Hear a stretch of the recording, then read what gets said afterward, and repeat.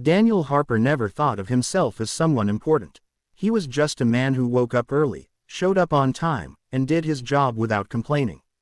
In Fairview, Ohio, that kind of life didn't make headlines. It barely made conversations. But for more than 20 years, Daniel lived that way, quietly holding together things most people never noticed until they broke. Fairview was the kind of town people passed through, not the kind they stayed in. It used to be different. Years ago, factories kept the lights on, kids stayed after graduation, and weekends meant full parking lots and loud diners. By 2012, most of that was gone. Businesses closed one by one. Families packed up and left. Houses sat empty with, "For sale," signs fading in the snow. Daniel stayed. He lived in the same small house on Maple Street where he grew up. The paint on the porch was peeling, and one of the steps creaked when you stepped on it just right. Inside, everything had a place. Nothing fancy, nothing new. His father had worked at the local paper plant before him, and when Daniel turned 19, he started there too. When his parents passed away, 3 years apart, Daniel didn't leave. He didn't even think about it. Someone had to keep the house. Someone had to stay. Every morning, his alarm went off at 5:30. He brewed cheap coffee, skimmed the local paper, and drove to work before the sun came up. At the plant, he fixed machines that were older than some of the workers. He knew every sound they made, every vibration that meant something wasn't right. People depended on him more than they realized. One winter night, everything nearly fell apart. A storm hit harder than expected. Snow buried the roads, ice snapped power lines, and by midnight most of Fairview was dark. Daniel had already gone to bed when his phone rang. The plant's backup generator was failing.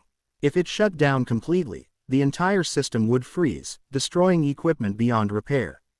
The company wouldn't recover. Hundreds of jobs would disappear overnight. Daniel didn't argue. He pulled on his boots, grabbed his coat, and headed out. The drive was dangerous. His car slid on ice more than once. A mile from the plant, the road became impassable, and he left the car behind. He walked the rest of the way through heavy snow, wind cutting into his face, hands numb inside his gloves. He reached the building exhausted, soaked, and freezing. Inside, emergency lights flickered. The generator shook violently, sounding like it might tear itself apart. Daniel worked for hours in the cold, fingers stiff, breath clouding the air. He adjusted, repaired, restarted, and prayed the whole system would hold. Just before 4 in the morning, it did. The plant survived the storm. Daniel went home, showered, slept for 2 hours, and returned for his regular shift. He didn't mention the night to anyone. To him, it was just part of the job. Weeks later, a letter arrived in his mailbox. No return address, just his name. Inside was a simple handwritten note from someone he didn't know, thanking him for saving their husband's job. Daniel folded the letter and put it in a drawer. He never talked about it. In August, the announcement came anyway. The paper plant was closing by the end of the year. Over 300 people would lose their jobs.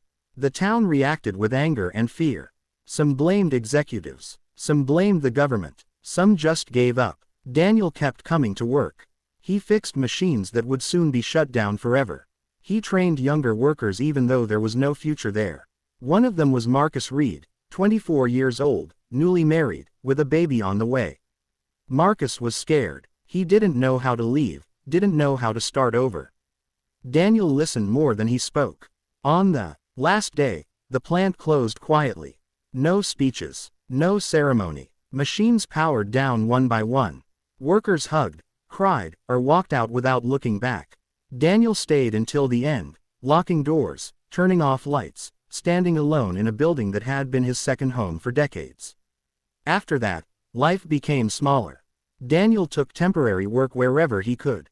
He fixed heating systems, repaired old buildings, helped neighbors without charging when he knew they couldn't afford it.